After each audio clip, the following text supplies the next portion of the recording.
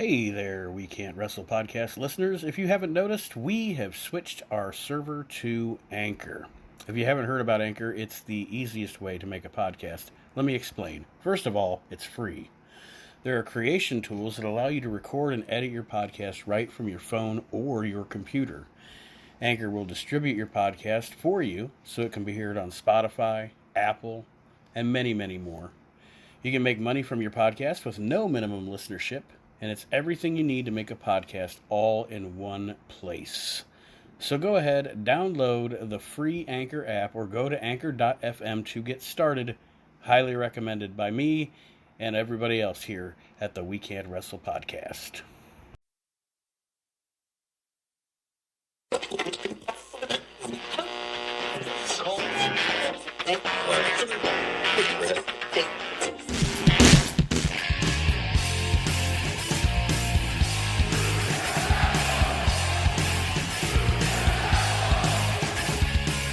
You're listening to the We Can't Wrestle podcast.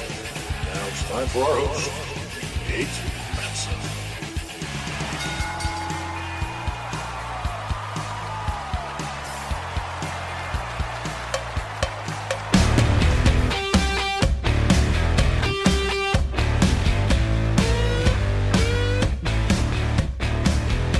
Hello, wrestling fans, and welcome to episode 152 of the We Can't Wrestle podcast.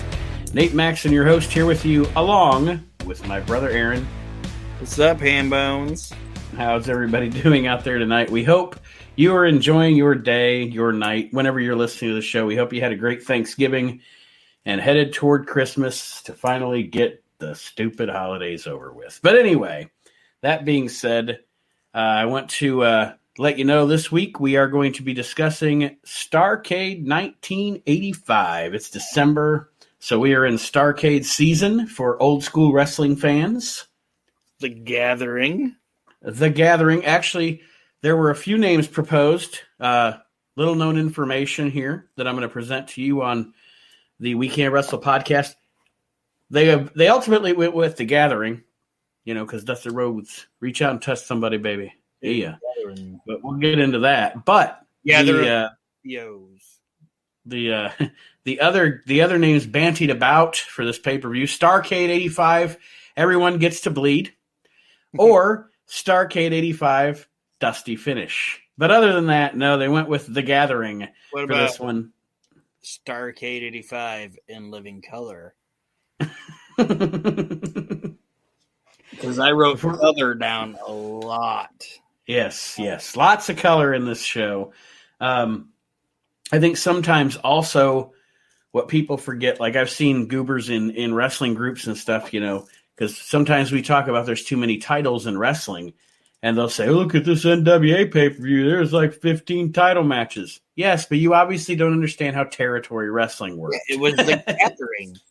Right, exactly. Gathering of all these little fucking mud show motherfuckers getting together and bringing their little belt. Yes, the national championship. The belt. But yes, that is what we're going to get into here. Before we do that, I want to encourage everybody to check out the other shows here on the WrestleNet Radio Podcast Network. If you smell what the Arch is cooking, with Archie Mitchell and Mark Brew, every single week talking about the modern product. That's our modern product show now here on the network. Of course, reliving the extreme with Aaron, Chad Austin of ECW, and myself, recanting and chronicling the history of ECW. We're taking it back. Recalling the history. We're recalling the history of ECW. Shane picked the belt back up. It was I'd like to recall the fact that Ezekiel Jackson was the last ECW champion. Yeah, but get there eventually. That'll be our series finale. Can you imagine that? That's going to be our series finale. Is Mark Brew funny? Huh? Is Mark Brew funny? I've heard him being more analytical on Archie's show. I don't really know. To be honest with you, I haven't had that kind of a conversation with him. So he's not a brouhaha? What'd you say? It says, so he's not a brouhaha? All right, let's get into the pay-per-view. Well, no, also check out Aaron's show, The Year That Was, ... 1997, and Slice of Time, my show where we go through 25 years ago in professional wrestling. All that shit is available, the WrestleNet Radio podcast network, for all of you to listen to. And when I say shit, it's not a bad thing. It's a good thing. It's a good thing. Side note, I got my hair cut, which these people can't see me, so that's fine. But I got my hair cut because one of the ladies I work with, I walked in, and I sat down, and my hair was like getting a little long, and it was like flipping out back. It was almost becoming it was my hair's curly to begin. I don't know how your hair is, but when my hair gets long, it gets curly. Is yours? We're related, obviously. Yeah, no, mine's more straight. Same. No, mine fucking curls out. Okay. I'm sitting there, and this chick I work with, she's like, "We've all been talking, and you need to get a haircut." So I'm like, okay. So on my lunch break, I went and got my hair did, and the lady was like, "Do you want me to cut your beard?" I was like, "Absolutely not. Do not cut my beard. I like my beard. But I want a fucking fade." And she cut it. And then when it was done, she was like, "How do you look?" And I was like Kevin Owens. And nobody knew what I meant. I got a crew cut, and I have a gut. See? Kevin Owens. Here's my proof. Here's the proof, ladies and gentlemen. If you would have got your hair shaved in 1998 and said I look like Stone Cold Steve Austin, people would have known who the fuck you were talking about. Yeah. If I said I look like Kevin Owens now. Crickets. Yeah. I'm chunky. I have a fade and a beard, and nobody knows who I am. Kevin Owens. Fight, Aaron, fight. All right, here we go. Starcade 85. We are in 2 locations for this show. The Greensboro Coliseum and the Omni in Atlanta. And do you not miss that? Oh, yeah. When we miss fucking names. Yes. And it wasn't the Tampax Bowl and they arena. They had unique looks on television instead of them all looking the same. Like I just mentioned on Slice of Time, because the World War III pay-per-view was it took place at the Scope, and I always thought, man, the Scope was such a cool looking arena on TV. Yeah, it's very small. Mm-hmm. But it looked cool. Yes, absolutely. The announcers for this show, Tony Schiavone, and one of my 3 favorite play-by-play men. He's doing color on this one, but one of my 3 favorite play-by-play men of all time, Uncle Bob Cottle. He's right there with Jim Ross and Lance Russell for me as my 3 favorite play-by-play guys. Go ahead. Sorry. I was just going to say the reason I know I've said it before, but the reason I start this show every week by saying hello, wrestling fans, is an homage to Bob Cottle. I like Bob Cottle, and he's like, he's your happy uncle. Yeah. And it's. Go ahead.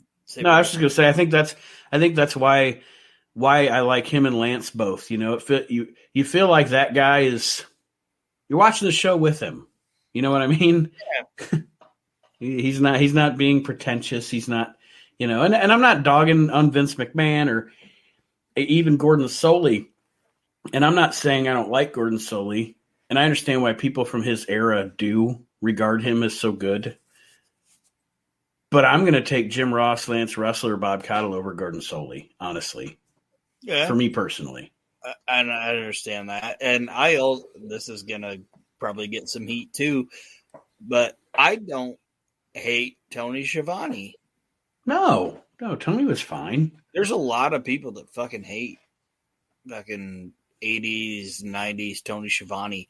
I don't get it.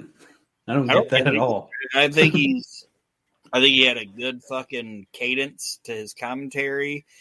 He worked like you could put him in there with anybody, and he worked well. Mm-hmm. I like this commentary team of Bob Caudle and Tony Schiavone is really good. I mean, neither one of them are being fucking heels, right? Because Bob Caudle's not going to be like, "Oh yeah, I love the fact that he punched him in the dick, Tony." You know what I mean? Yeah, they're being more of a sports commentary team here. Yeah, and I like both of them. They shoot to Johnny Weaver in Greensboro. Johnny, he's awkward here. He's very awkward. He looks like the fucking. He looks like the dude from the Goonies. Well, his eyes, and everything. Like not Snork. Snork. Is it Snork from He-Man? I don't know, but what's the Goonie fucking dude? Sloth. Yeah. Kind of looks like Sloth from the Goonies. But I also didn't Johnny Weaver, and this is gonna like put him over hardcore. I didn't remember him having like a fucking Abdullah the Butcher head. Yeah, he's gigged up, gigged to the fucking brim. Well, and the Mid-Atlantic area in the 70s, him and Paul Jones, those are two careers that I guess I don't have enough. I haven't seen enough of, or what have you, or whatever. But 70s, Paul Jones and Johnny Weaver apparently fucking tore it up in the Mid-Atlantic area. They were the biggest stars in town, you know? Yeah, well, I didn't see that shit. I wasn't born yet. I shouldn't say shit. I don't mean shit like saying, oh, that's shit. Right. Like, Johnny Weaver, I will say, I understand why people would think he was a big star, but I didn't see him, so I don't 100% stand it. You know what I mean? Yeah, I mean, literally my first exposure to Johnny Weaver is seeing him on like 1981, 82 Mid-Atlantic stuff where he's just this kind of guy that's just kind of around. You know, he's just there working the spot shows. He's coming in once in a while on TV. But no, I don't know a whole lot about him. I just know in this segment, like, the eyes, like he's like, am I on camera? Am I off camera? Am I on camera? Like he's very awkward in this setting. Well, it has hamburger. So his brain's like a fucking angel food cake in the rain. He has no fucking idea what's going on. Then they play the Little League version of the national anthem for us. Do you know what my note is? What? The start of the national anthem, I thought Slick was coming out. It started exactly like the start of Jive So Bro. Like,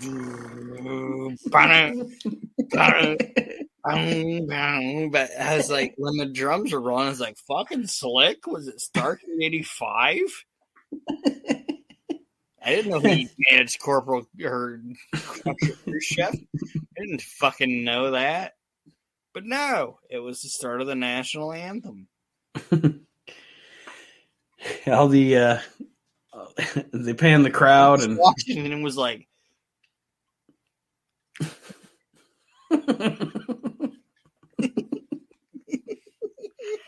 I'm thinking like George Washington just stepping to fucking Slick's theme. This jive little lady, I didn't know. I told her I'm a forefather. The first match of this show is for the Mid-Atlantic Championship. It is Sam Houston against Crusher Khrushchev.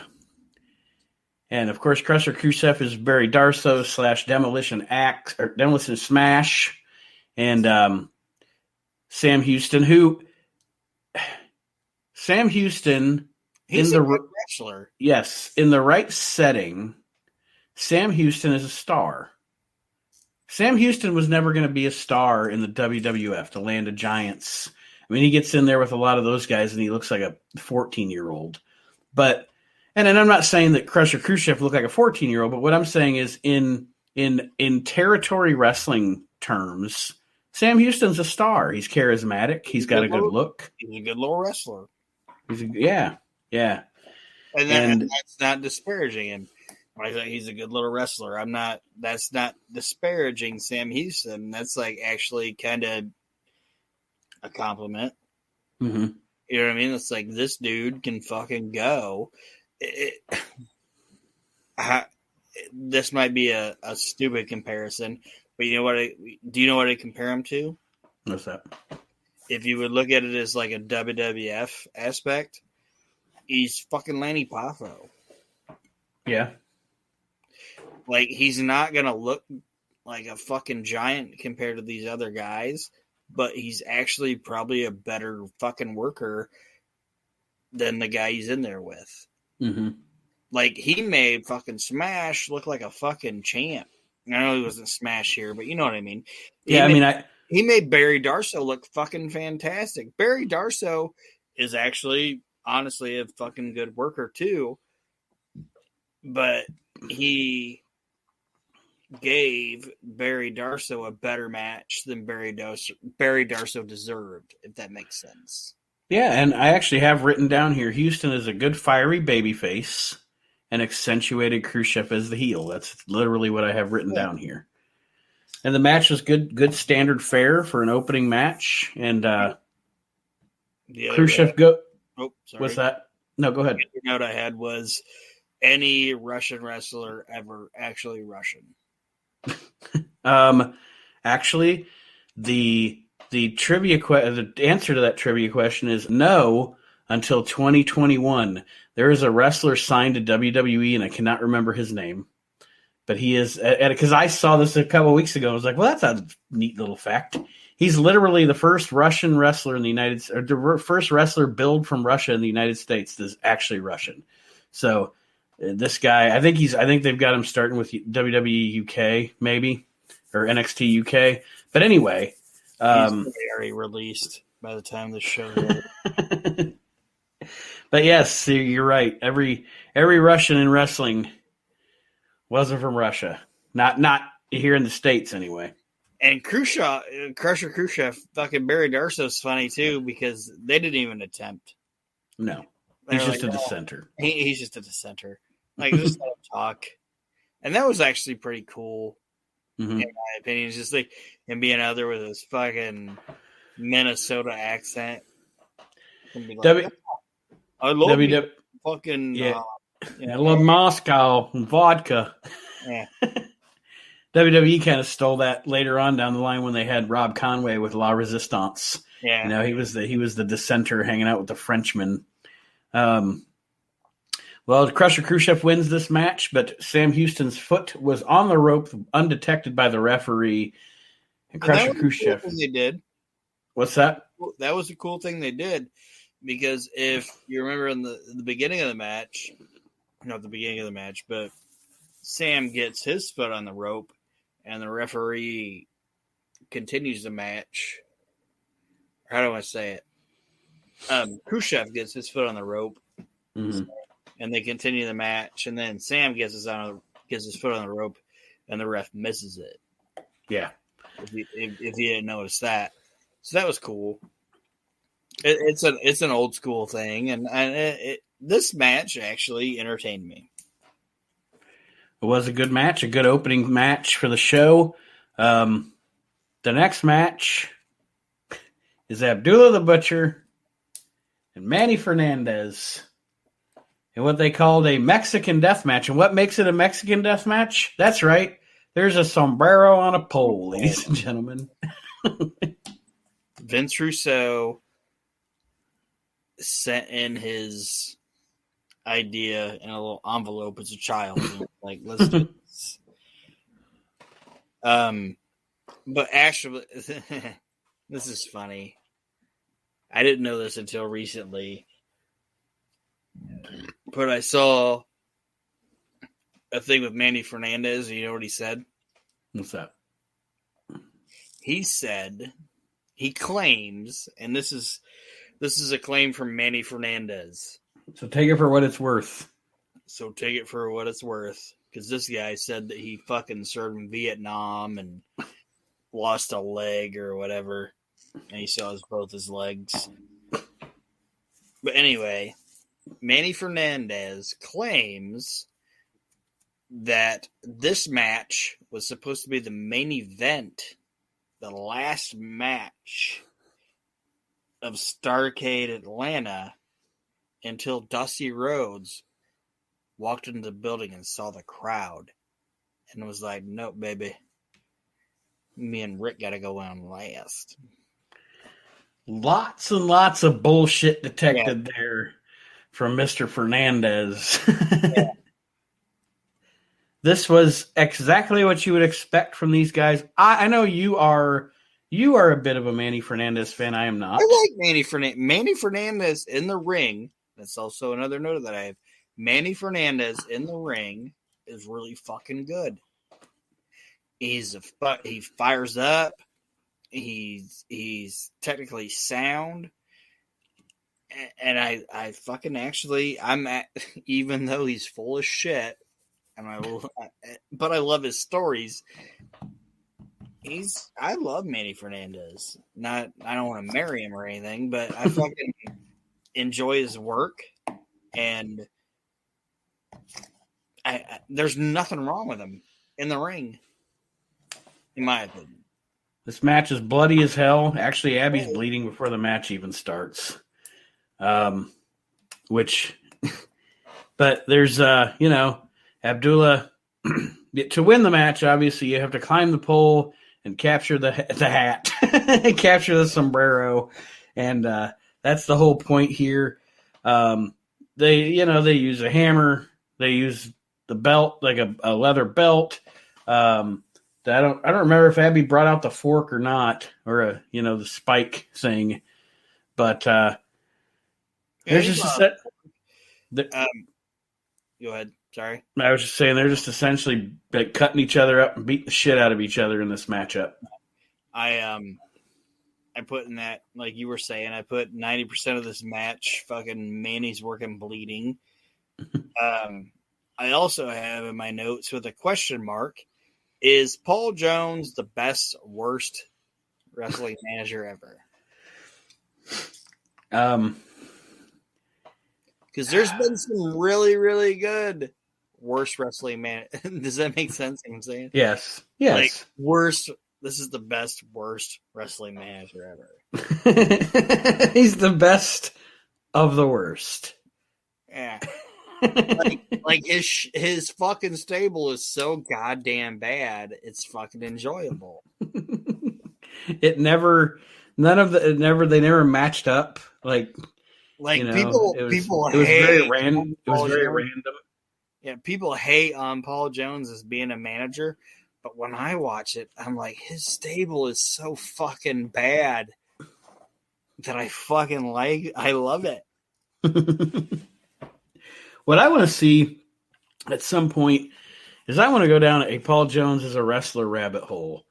Because again, he's like Weaver, where I've heard so many good things about him. And I just don't know how much there is out there. And God, how many hours in a day do you have? Sometimes you want to go down a rabbit hole, but it's like, Jesus Christ, I got this to watch and I want to watch this. And do I really have time in my life to explore the career of Paul Jones? But I've wanted to before, like when I had Barry Rose on the show, he said that Paul Jones in Florida was one of his favorite guys down there. And he's like, have you ever seen any of that stuff? And I'm like, absolutely not. No idea. My exposure to Paul Jones is Paul Jones as the manager. That's what I know of Paul Jones. The best, worst manager. Like fucking Mr. Fuji.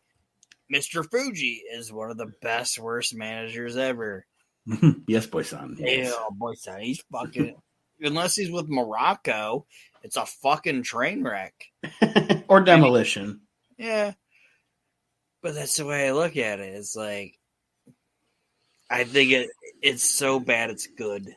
And what do they have in common? They both manage the Barbarian. Yeah. Also, I'm going to say this one thing about this match, which I gave 2.5 stars, by the way. I've starred all these matches, so if we go through these and you want to know what my star rating is, you can ask me. If not, I don't give a fuck. But fucking Manny Fernandez suplexed Abdullah the Butcher. Mm-hmm. That was pretty impressive. It's goddamn impressive. I don't care what anybody wants to say. He suplexed that motherfucker, and it looked great. It didn't look like a whatever suplex, like shit suplex. He fucking suplexed that mother. It was like a Steiner Brothers suplex on Abdullah the Butcher. So yeah, good job, Manny Fernandez. I know you didn't serve in Nam, but I'll give you a salute for that. Well, the finish came in this match when Abdullah tried to hit a turnbuckle thrust on Mr. Fernandez, and he missed. And Manny kind of quickly jumps over him and gets the sombrero and runs out of the ring, and he wins the Mexican Death Match at Starcade 85, much to the delight of the fans. And to me, I'm not going to lie, I shouldn't say I loved, I really liked this match. Then we get Johnny Walker doing an interview with the new Mid-Atlantic champion. Did I say Johnny Walker? Hey. Johnny Weaver. You know what's funny? I did that to myself because my notes say Walker interviews Khrushchev, so I wrote Walker down. Hey, JJ Walker interviewed Crusher Khrushchev. He's fucking great. Like, fucking Crusher Khrushchev walks in, and he's like, hey, what's happening? Johnny Walker. All right, Crusher Khrushchev interview. It is what it is. Pretty standard stuff. Go ahead. It's gonna the title of this show will be Hey, Crusher Khrushchev. What's happening? The next match on the show, more juice in this one. Yes, and this match was not very good at all. It is Ron Bass against Black Bart. J.J. Dillon is Black Bart's manager. Bart and Bass actually used to be the Long Riders, correct? That was their tag team name? Yeah. They have a match here. It is a Texas bull rope match, which again, excuse the pun with the last match having a sombrero in it, but are we putting a hat on a hat here? We've got, again, more blood. Actually, Black Bart bleeds like a fucking sieve in this match. He's hit with a cowbell pretty much immediately by Ron Bass. At a point, there's also a point in this match where Tony Schiavone and Bob Caudle completely quit calling it. Yeah, they don't talk at all. Like it was like I was like, all right, maybe they're getting a. Sometimes wrestling announce like they turn the mics off or whatever because the production assistant's talking to them or something and you don't hear them for 30 seconds or whatever. They weren't talking for I'd say a good straight 2 minutes in this match. Yeah, or they try to say don't how do you want to say it? Like when an entrance is happening, don't talk over the crowd or whatever. Yeah, Bob Caudle and Tony Schiavone are just like, whatever. They're just sitting there. I don't know what they were doing, but they weren't calling this match. They're eating shrimp. Again, the match was not super good. The win. Oh, I forgot to mention if Ron Bass wins the match, he gets to have a Texas bull rope match also with J.J. Dillon as the revenge. JJ really does good, in my opinion. Yes. Does a good job. And we'll get to that. But, this match is just not good. I don't like Black Bart at all. Like, I'm to the point where, I shouldn't say to the point, but in my life, when I see Black Bart, I'm like, oh, here comes Black Shark. That's what I'm going to call him, Black Shark from now on. Black Shark.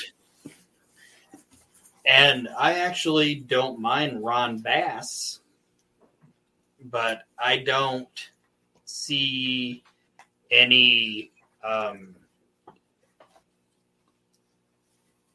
qualities of Black Shark, or I don't want to say it. You can edit this, but I don't see any good qualities of Ron Bass as a babyface. Mm-hmm. You know what I'm saying? Definitely. Like definitely. Ron Bass is a fucking heel all day. I'll take it. I'll watch Ron Bass as a heel. Like when he was in WWF and he feuded with fucking Bruce Beefcake and Beefcake. Mm-hmm. Yeah, like I'll dig him all day on that. Like I don't think there's anything fundamentally wrong with Ron Bass as a fucking heel, but Ron Bass babyface is fucking boring. You know, it's one of the cool little things I like when Ron Bass's career. I like when they did the little, like, and it only really took place on primetime wrestling, but they had like a month-long little program, heel versus heel, with him and Bad News Brown. Yeah, like they didn't turn either one of them babyface. They were just two like piece of shit heels. Yeah, just two assholes feuding with each other. I dug that. Yeah, that was that's good. What I'm saying. Like they could have even done this with fucking Black Bart and Black Shark and fucking Ron Bass. Like let them both be assholes. You know what I mean? Mm-hmm. But Ron Bass shouldn't be a babyface, in my opinion.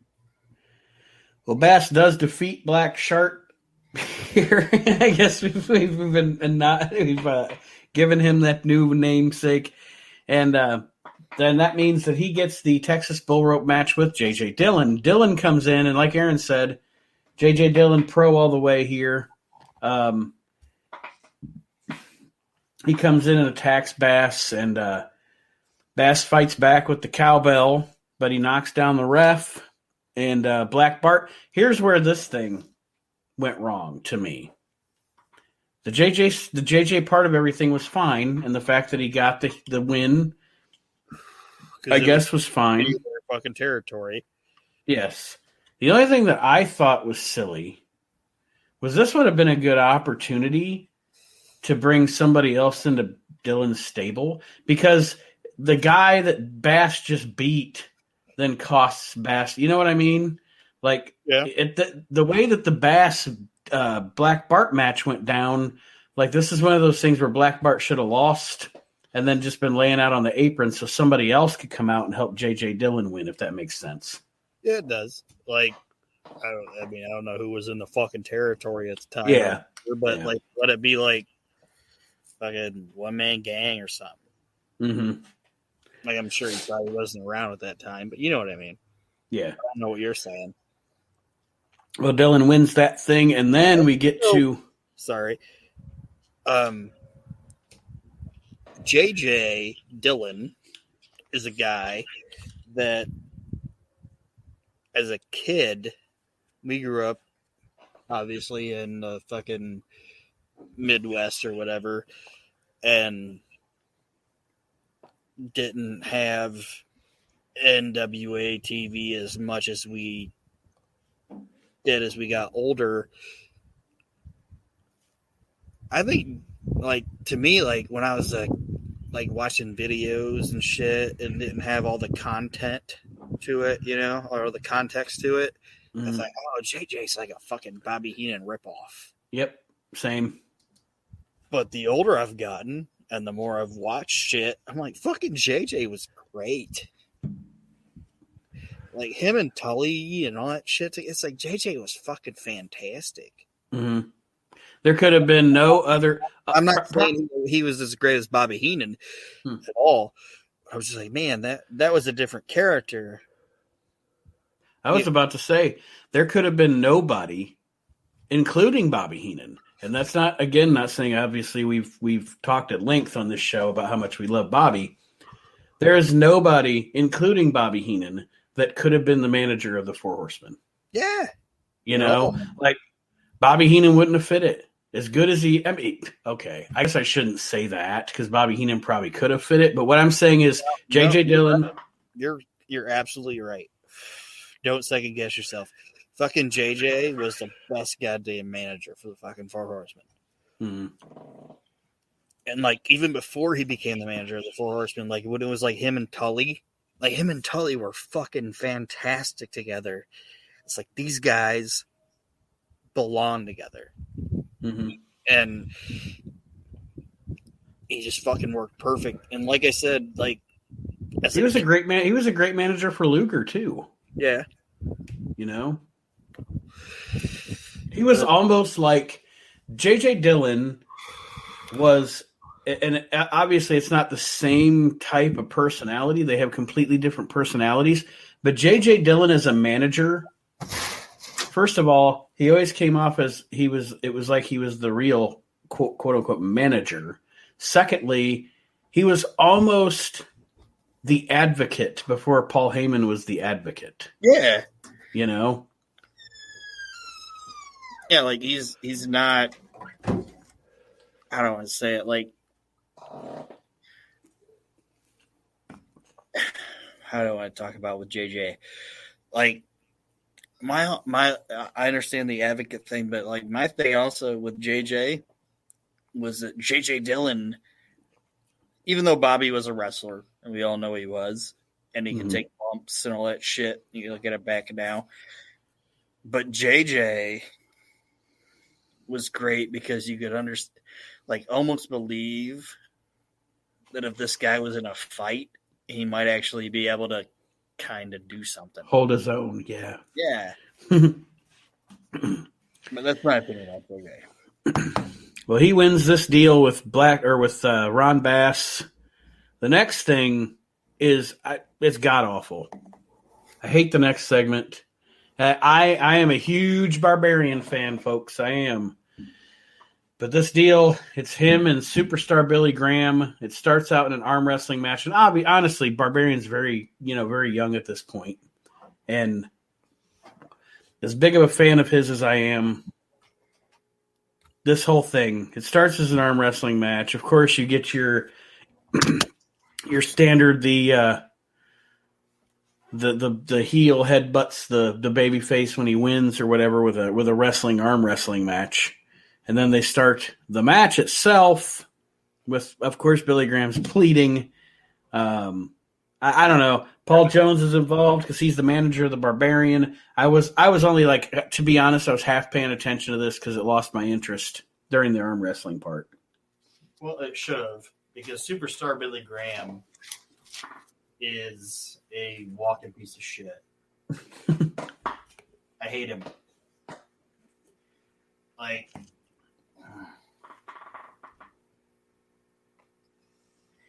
I can't watch anything involving Superstar Billy Graham and just enjoy it. I mean, I dig some of the promos and stuff from back in the 70s and everything, and I see why he was a big attraction. As a human being, yeah, he's a piece of garbage. Trash. And by this point in his wrestling career,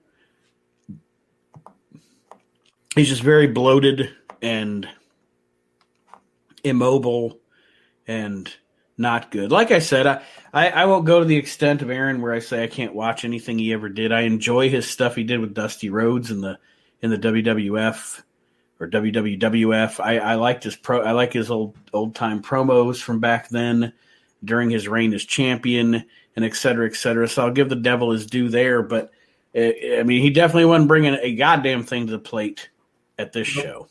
He's garbage. So less said about that, the best. Put him on the curb. Up next, we have a good match. I dig this match a lot. The NWA National Heavyweight Championship is Buddy Landell and Terry Taylor. Yes.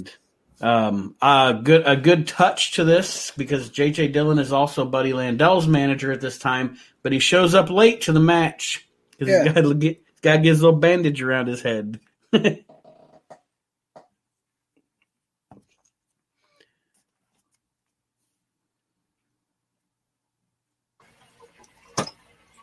Sorry. That was actually a note that I put in there, that it was actually a good touch to the match. That fucking the cryon or whatever at the bottom of it said Buddy Landell with J.J. Dillon, and J.J. wasn't out there right away. Mm-hmm. Nowadays, he'd just be walking out nonchalant with him or whatever. Yeah. So, my notes both say that when they're like, oh, Terry Taylor versus Buddy Landell. First note, this should be really good. Both were very great and underrated. I prefer Terry Taylor as a heel. I know he's a face situation, but I actually... That's because he's a natural heel. Like, his personality is a heel personality, like literally a heel personality. And his look. Mm-hmm. Like, when you look at, like, Terry Taylor, like, that's in a good way, that's a guy I'd want to hate. You know what I mean? Like, not saying he's, like, that's just, I don't want to say it. It's like, I'm not saying he's, like, built like Rick Rude or whatever, but it's like, this guy is a guy that if I saw him walk in the fucking room, I'm just like, I kind of want to hate this guy. Yeah. His looks like a prick. Let's be honest, he looks like a prick. and Terry Taylor was a fantastic wrestler. Mm-hmm. Like, a lot of people don't realize that because they think of like the Red Rooster or whatever. But Terry Taylor was fantastic in the ring. Strip down the Red Rooster. Watch his WWF run without that. Don't put that in your head. I'm just like, there are a lot of people that they deprive themselves of watching good wrestling matches or having an objective approach to a wrestling match because they hate a gimmick. Do you see what I'm saying? Like, I don't like the Repo Man, so the Repo Man never had good matches. Barry Darsow had some great matches as the Repo Man. Steve Kern had some great matches as Skinner. Yeah. You know, you can get past the gimmick. And I know you're going to, you kind of glossed over. I said it, and I don't know if you caught it, but fucking Terry Taylor was not as good as, but was 67% Ric Flair. Yeah, that's obviously what that gimmick was supposed to be based on. Oh, yeah, that was Ric Flair all the way. Doing the strut and all that shit. He was fucking Ric Flair. And I think Terry Taylor gets a fucking bad rap because they put that goddamn red spray paint or whatever in his fucking head. And that's just how I feel about it. And fucking Buddy Landell's career could have been so much better if he wouldn't have been his own fucking worst enemy. Yep. I actually have this in my notes.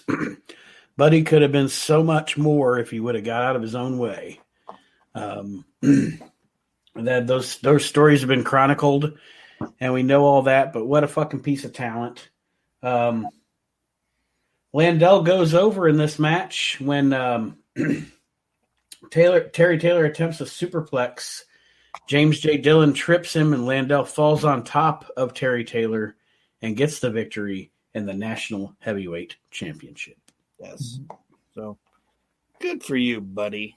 All right, the next match here at Starcade 85 is the Andersons. Ole and Arn Anderson, the National Tag Team Champions, against an odd pairing, but a good pairing. Wahoo McDaniel and Billy Jack Haynes. Billy Jack Haynes now has gone insane. Yes. And is just off the rails. Stone cold piece of shit. Yeah. But at this time, from probably 85 to 87, that was the window. I think Billy Jack Haynes could have been a huge star. I don't know what happened. I know I've heard things about how he was kind of flaky and just always wanted to go back to Portland and all that, but not being inside, obviously, I don't know exactly what happened, but he missed the window. But I think at this time, with his look, and he had a good charisma, and people dug him, he could have been a much bigger star than he wound up ultimately being. You know what's funny? My jokes.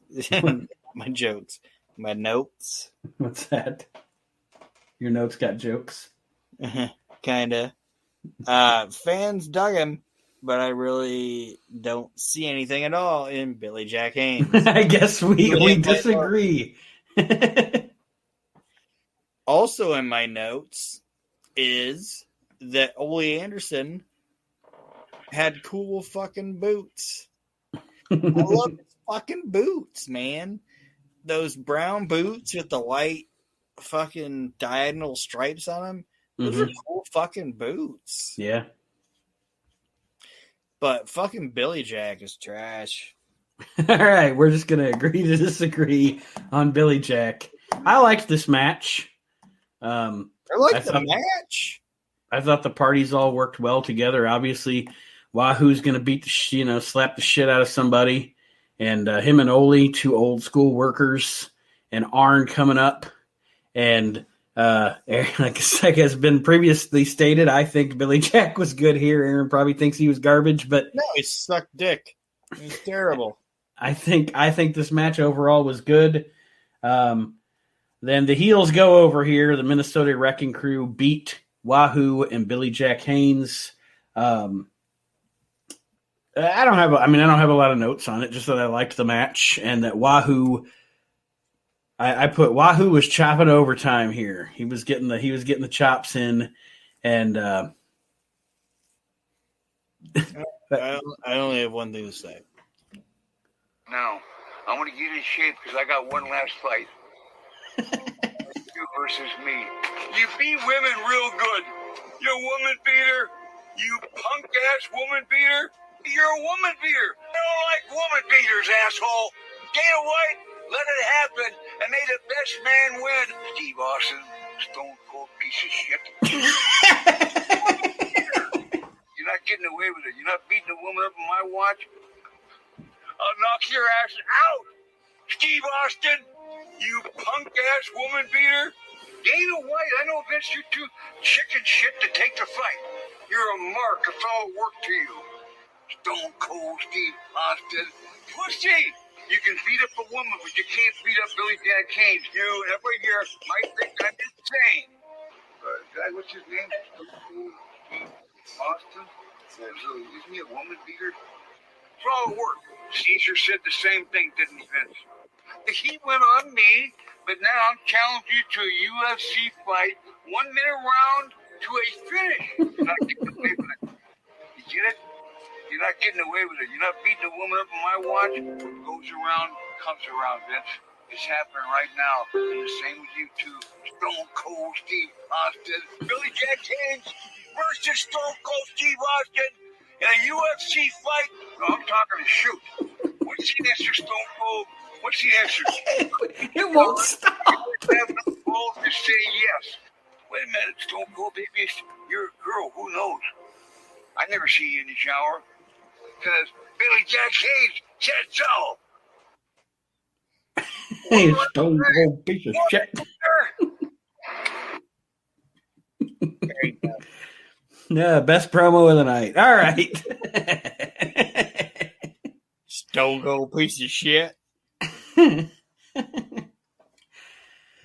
After this match, we get Johnny Weaver, not Johnny Walker.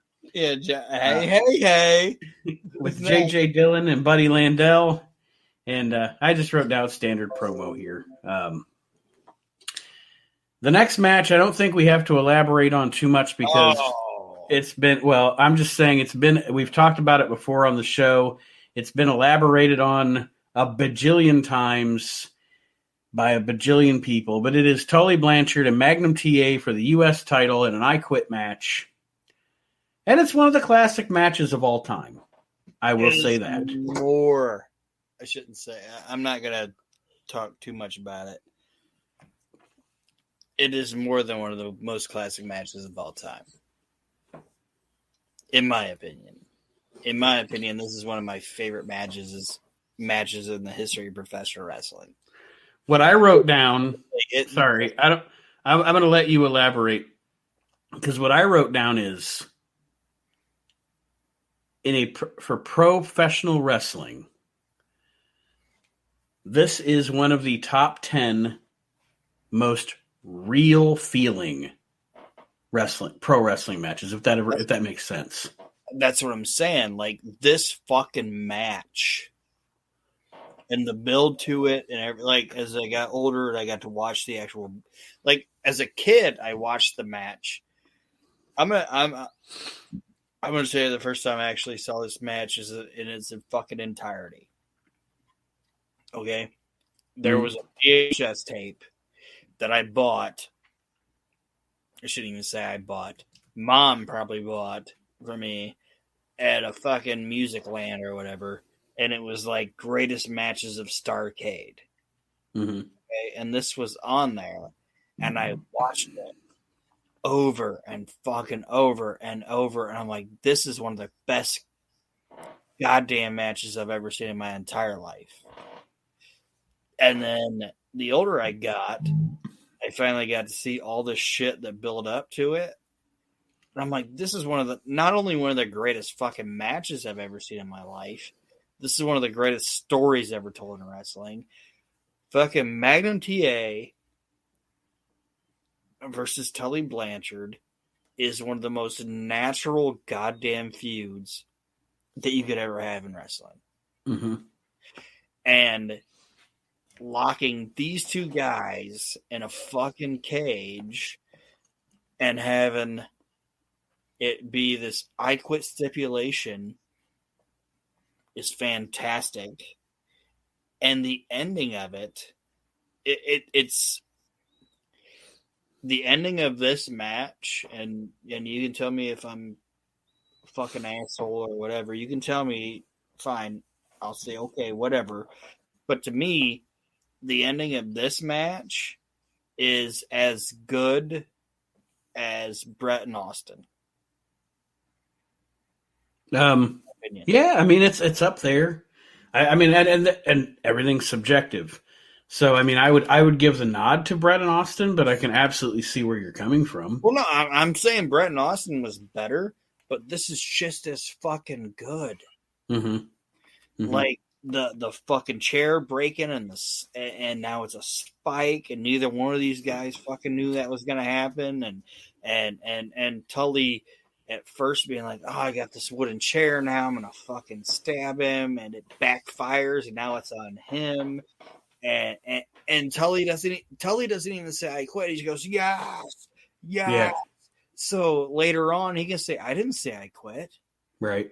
I said, yes, but at the moment you don't think about it. You know, this fucking thing is fantastic, and I know, Nate, you're not as big a fan of him as I am, but I think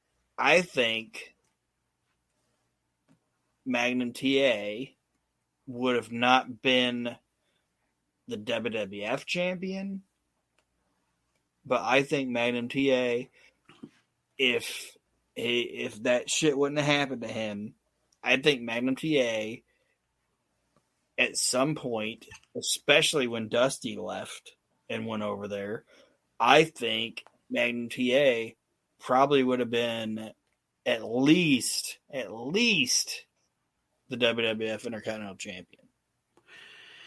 And if he didn't go to the WWF, he would have been the NWA champion.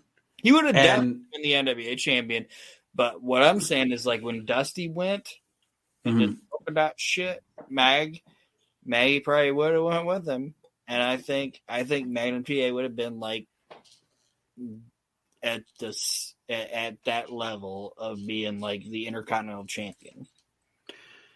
Yes, and you're right. I also think that if let's say that doesn't happen, let's say he doesn't go with Dusty, okay? I've always thought if he would have, because the only thing about Magnum, I think, to transition, and I want to put this in perspective, and I think you might understand what I'm saying, but to transition from the 80s to the 90s, he would have had to do what Rick Rude did and change his appearance a little bit. Yeah.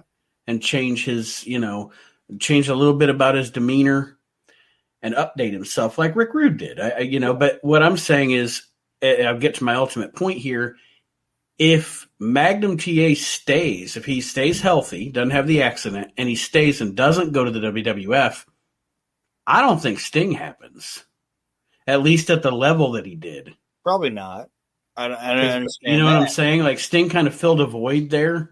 No, it would have been Flair, Magnum at the '89 Clash.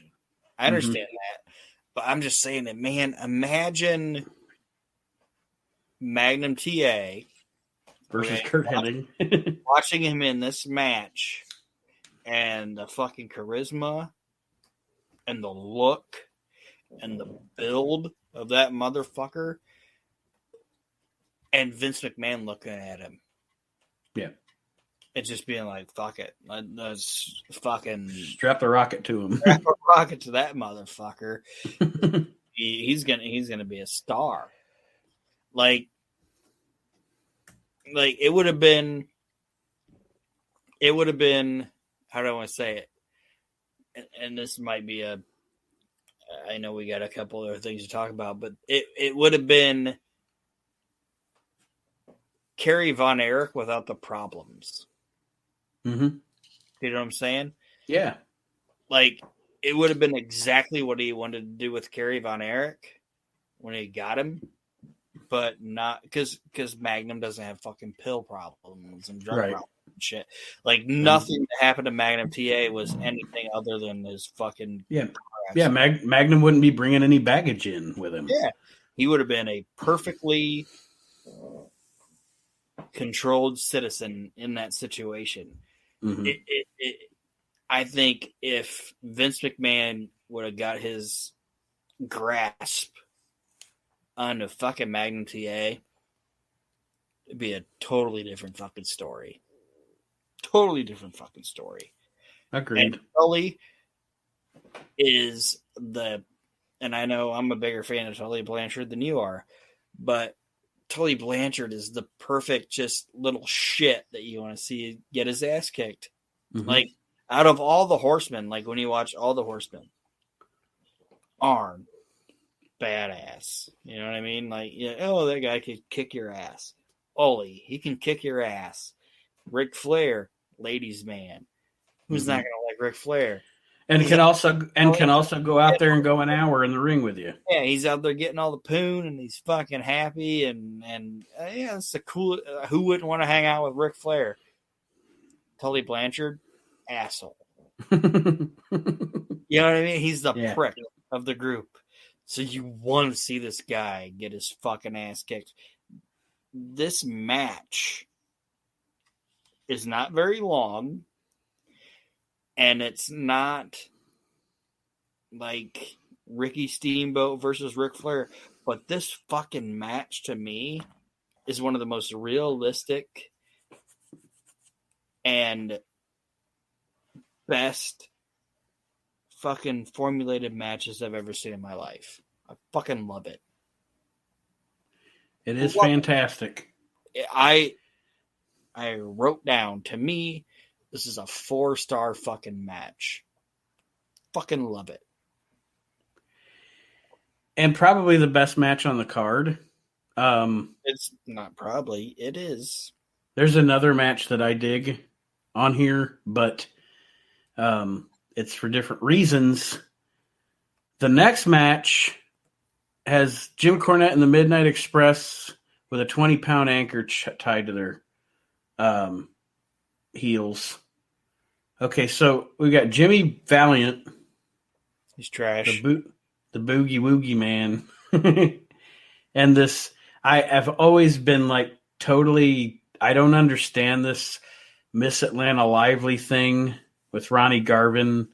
Like I'm 43 years old, and for let's see, probably the first time I ever saw that stuff, I was maybe 15.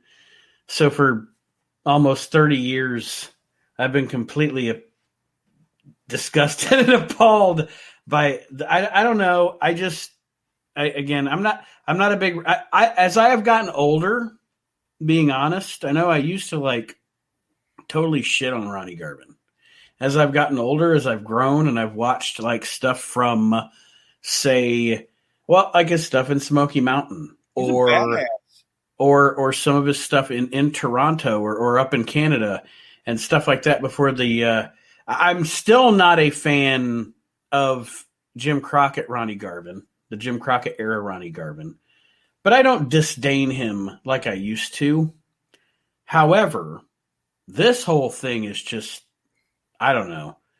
I didn't like any of this, and to me it was just an albatross for the Midnights. I'm sure Cornette, would say differently. But for me personally, watching it as a fan, no interest in this. As much as I love the Midnight Express. Yeah, my favorite thing about this match was? What's that? The ring announcer literally said what I wrote down. Because I reversed it and I listened to it again. Do you know what he said? I did not catch it. He said, and in this corner, here it is, Big Mama and the Boogie Woogie Man. Here it is. He literally said that. Here it is, Boogie Woogie Man and Big Mama.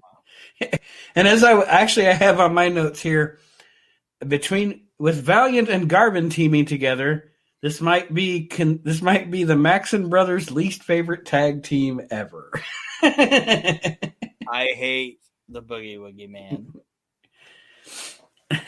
I like Ronnie Garvin. I really do. I like Ronnie Garvin because and you know this about me, Nate, I like a professional wrestler to just smack the shit out of somebody. Like it's not the same thing, but it's like I like Ronnie Garvin the same reason that I like Dean Malenko. Does that make sense? Yeah. That you're not gonna get any sizzle, you're not gonna get any fucking flash out of it, but you're gonna get a lot of steak. You know well, I mean? that's why I'm saying, like, I have learned to appreciate him more with Ronnie as my going back through wrestling history and stuff. Like, the shit with Randy Savage is fantastic from ICW, but I think the reason that for the longest time in my mindset I wasn't a fan was because my images of Ronnie Garvin were trucker hat Ronnie Garvin and his crappy NWA title run, and then Ronnie Garvin in the WWF being a plodding wrestler. And those are you know what I'm saying? So then as I've expanded what I've seen of him, I can appreciate him more now. I like a little fire plug that'll fucking smack the shit out of you. That's what I want to watch. But yeah, that fucking announcer going, and in this corner, here it is. Here it is. He was not Big impressed. Mama and fucking Boogie Woogie Man. And of course, Boogie Woogie and Miss Atlanta Lively go over the Midnight Express here, and I don't have anything more to say about it.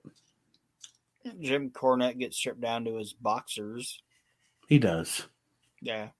It's fluff. It's fluff for the show, basically. The next match, I love. I love the next match.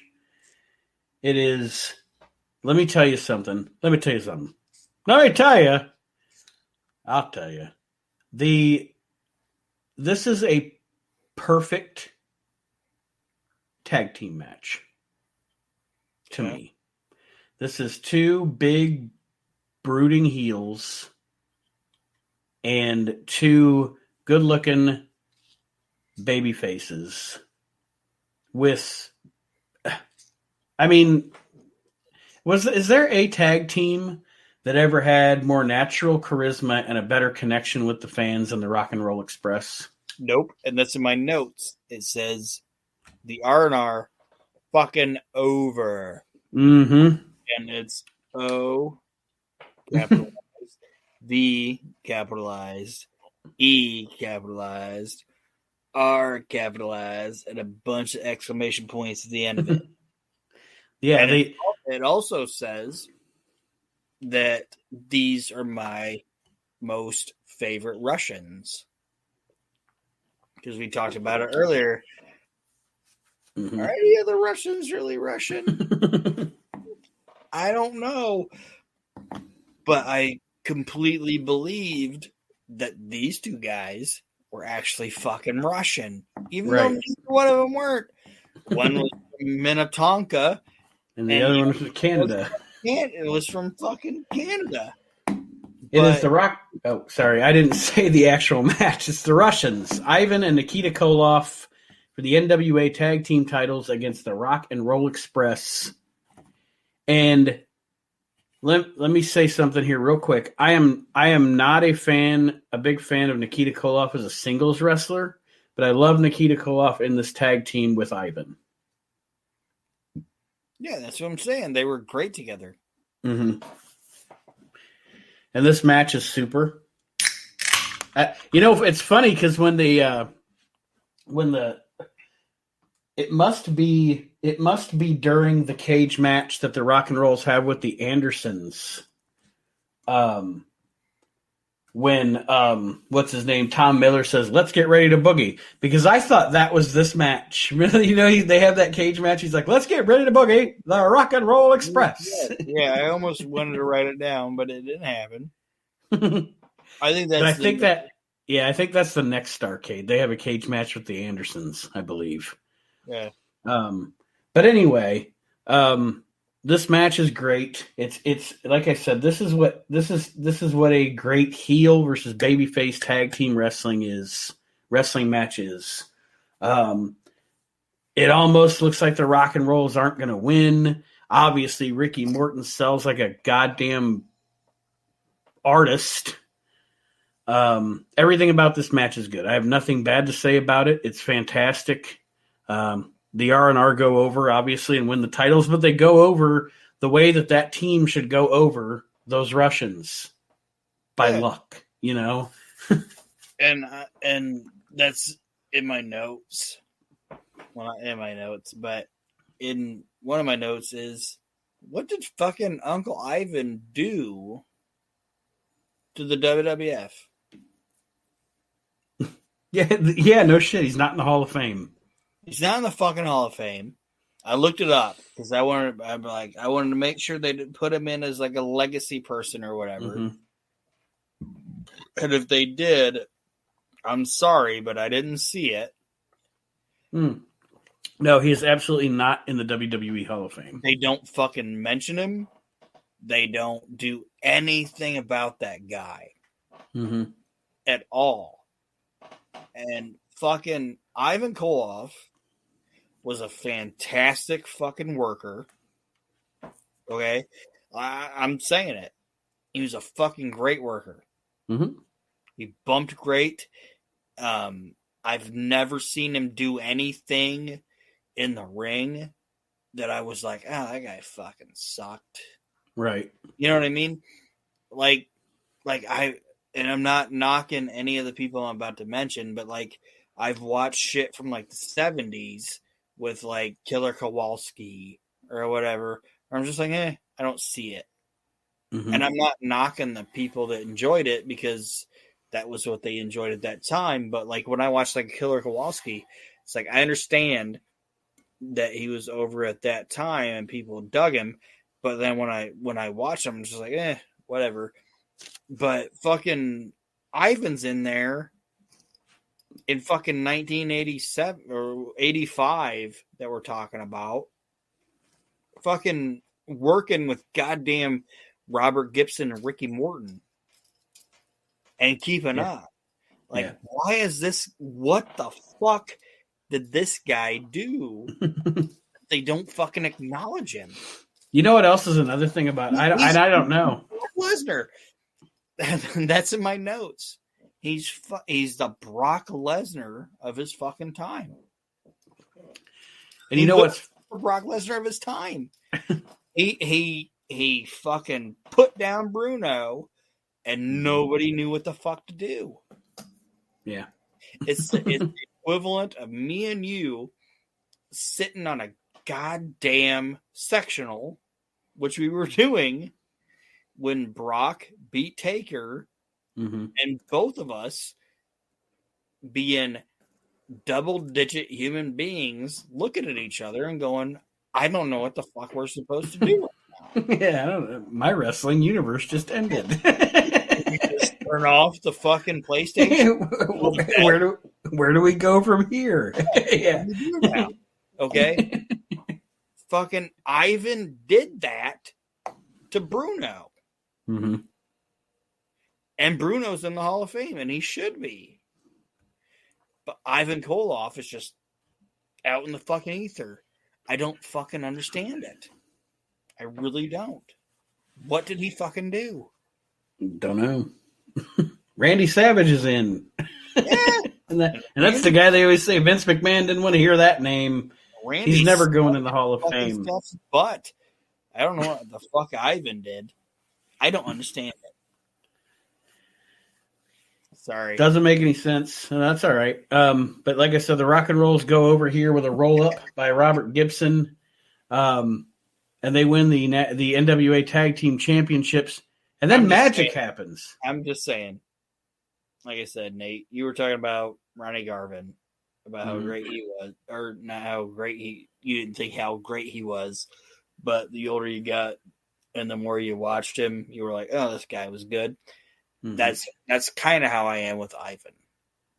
I can see it too, and also like getting to see stuff with Ivan from the 70s before we as younger fans knew him in the 80s. We hadn't seen the 70s shit. We weren't born yet.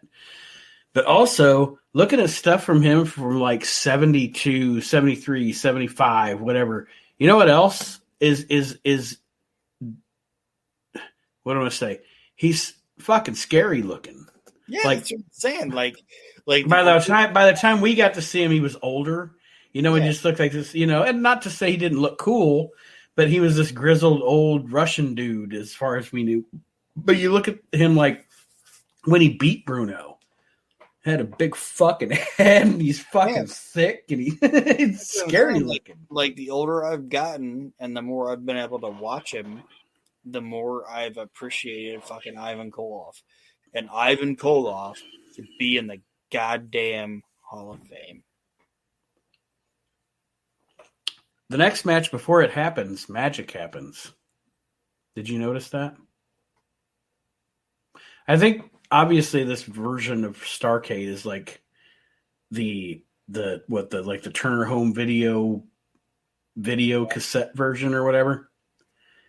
We're going to go into the main event, Dusty Rhodes and Ric Flair.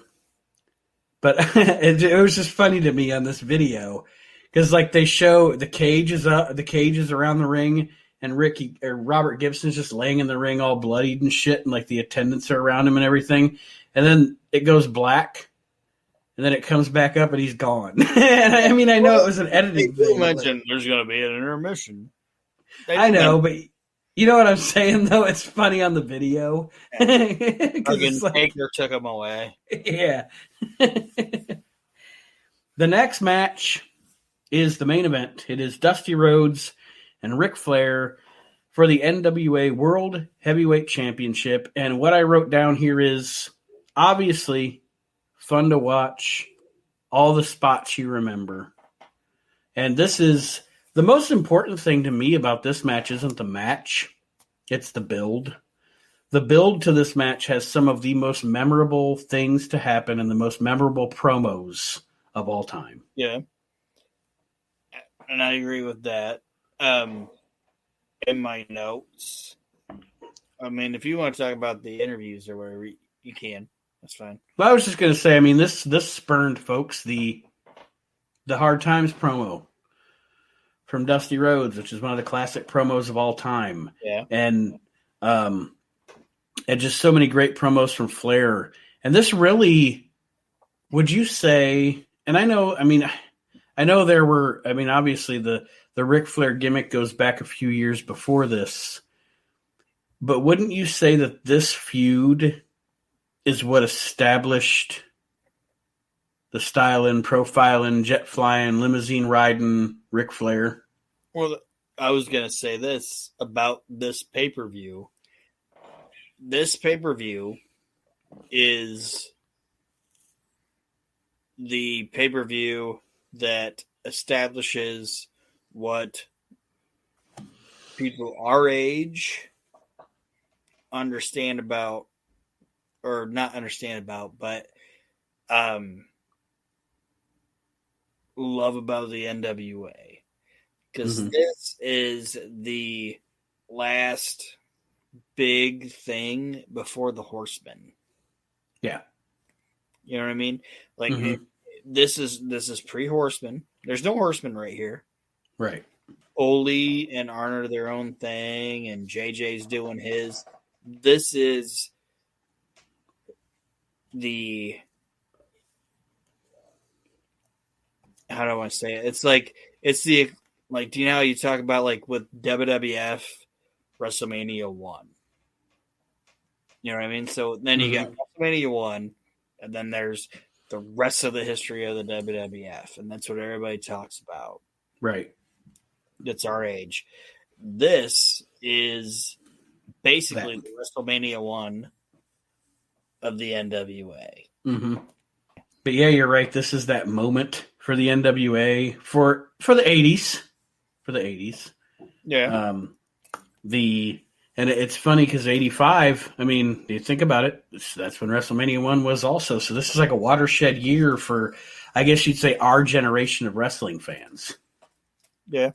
And like I said, like, Flair and Dusty was like the blow off of the great feud. And I know they went back to it, but it was just, to me, this was the watershed of the NWA before it became WC. It would eventually become but do I sound stupid in what I'm saying? No, I know what you're trying to say. Yeah. And it is. It's a critical moment. You know, it's a history making event. And one of the things, like I said, I wrote down here all the spots we remember. I loved watching the match. I don't have a lot of specifics because it's Dusty and Flair, and it was just magic. One thing I do have written down here, there's an annoying motherfucker in the crowd. Yeah. Did you that guy that's just like, woo? Yeah, he's fucking woo. And then Dusty will like do the bionic thing, you know, and he's hitting Flair on the head, and the guy's like, woo, woo, woo. Every time Dusty, I'm like, this guy needs to die. Yeah. Anyway. I have 2 notes about this match. The first note is, honestly, and you can tell me if I'm wrong, but does Ric Flair have the greatest entrance of all time? Boom, boom, boom, boom, boom, boom, boom. That's on the spot for me. I would have to think about it. I mean, he has one of the greatest entrances of all time. The fucking music and the fucking robe and the hair and just a boom, boom, boom, boom, boom, boom. You know what I'm saying? Yeah. Like I know you're not going to tell me that he's the greatest wrestler of all time, and I'm A1 a 2 with him and Savage as being the greatest wrestlers of all time, and then I put Kurt Hennig in there. But entrance-wise, man, just that fucking 2001 Odyssey, boom, boom, boom, boom. That's fucking greatest goddamn entrance music ever, in my opinion. I'm not going to get on the weeds on it. That might be something. That may be a good topic for a next, not next time, but a future show. Like the greatest, not just entrance theme, but overall greatest entrances. Oh, it's fucking Flair, hand down. I'm not getting in the weeds. And then my other note is that I hate people saying that Dusty was just fat or whatever. That fucking dude,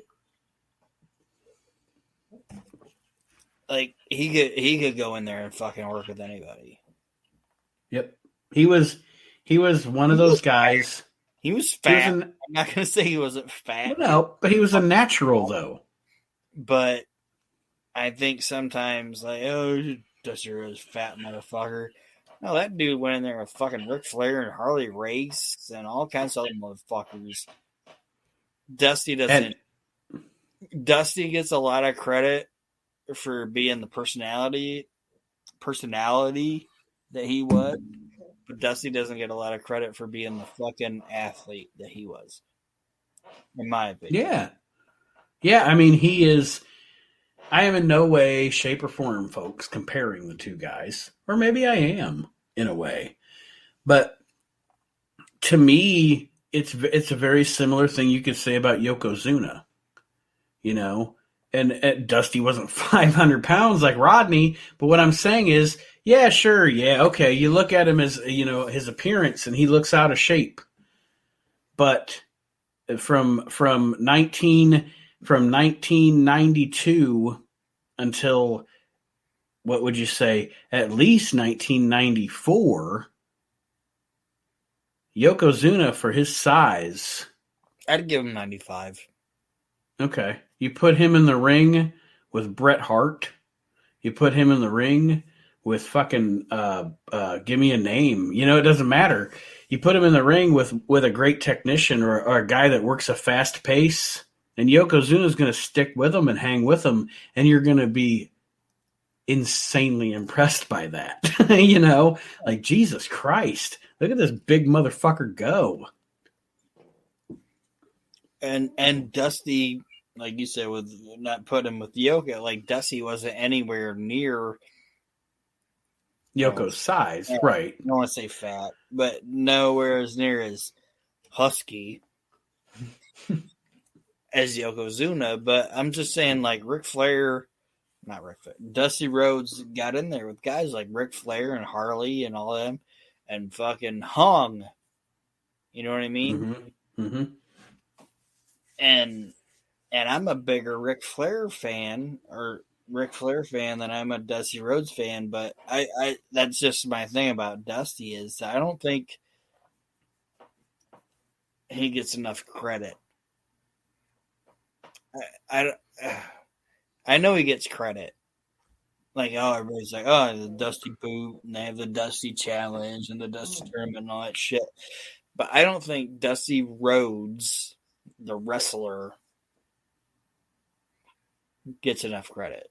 Like Dusty Rhodes, the promo man, and the sizzle gets a lot of credit, but I don't think he gets enough credit for his steak, if that makes sense. Yeah.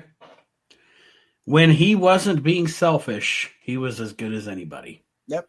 And I love Dusty, so I'll make that statement. When he wasn't being selfish, when he wasn't thinking about Dusty. But if you're in charge and you're doing your thing and it's about taking care of your family, who are you going to worry about? Right. And that's why a wrestler should never be a booker, or an active wrestler should never be a booker. So Dusty Rhodes wins the belt, bitches.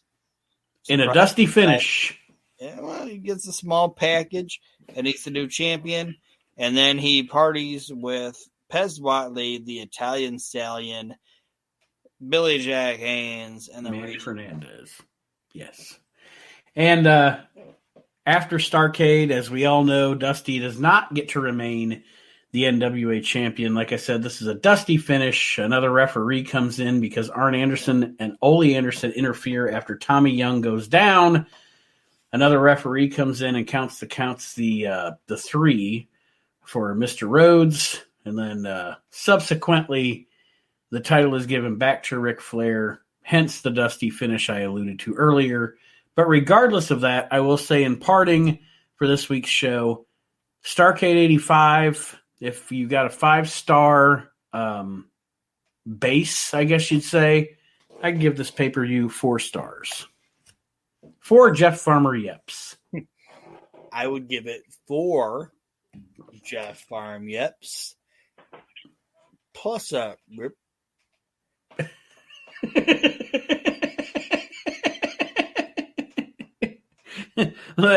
That's a nice compliment. Good job there. So 4.5 Yeps. All right. Well, there you go. Starcade 85. We're done with that one. It was a fun show to watch, to go back and watch. I actually haven't watched that show in a couple of years. It's one of my favorite. It's honestly one of my favorite fucking shows ever. Like, I don't know what it is about it, but it's fucking Starcade 85. Every time I watch it, I'm like, this is fucking great. This is a great fucking show, man. It's a great wrestling card. Absolutely. Oh, great. From top to bottom. Even the bad shit's good. Well, that being said, we're going to wrap up this edition of the We Can't Wrestle podcast. Aaron, any parting words for our listeners this week? I just hope you guys enjoyed watching this show with us. And if you didn't, screw you. Because you don't know. And my parting words will be this. Again, like I said at the beginning of the show, check out all the other shows on the WrestleNet Radio Podcast Network. Stay tuned for more. The Hall of Fame is coming up. I set out the ballots this week for everybody to vote in the Hall of Fame. We have some new panelists this year, and I'm very excited. So stay tuned for that. The Hall of Fame at the beginning of 2022. But that being said, everybody, thank you for joining us this week on the We Can't Wrestle podcast, and we'll see you next time around. Have a great week, everybody.